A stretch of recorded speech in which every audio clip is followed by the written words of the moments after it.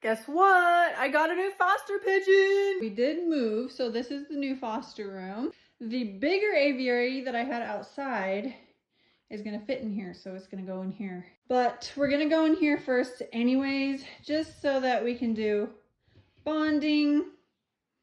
I can keep a closer eye on them, make sure they're eating, all the things.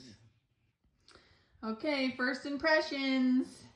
Let's see if they're interested in some seed. When I get a new pigeon, I like to just hold my hand out with seed in it. And if they don't take it, that's okay. He's poofing up. That means he's calming down a little bit. You're probably so tired, huh, dude? Oh, good job. That's comfortable body language.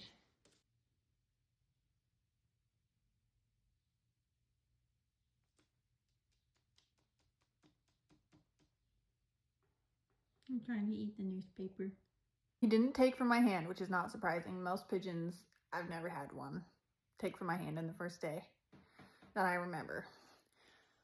But he does seem to be a lot less scared than a lot of pigeons I've fostered. So, like, a lot of pigeons on the first day, if I have my hand in there with food just at the edge of it, they won't move at all. Like, they will put themselves into the corner and not move at all. But he was kind of checking stuff out, and even right now, like, I'm sitting right next to it and he's moving around. So definitely not a very scared guy. So that's good.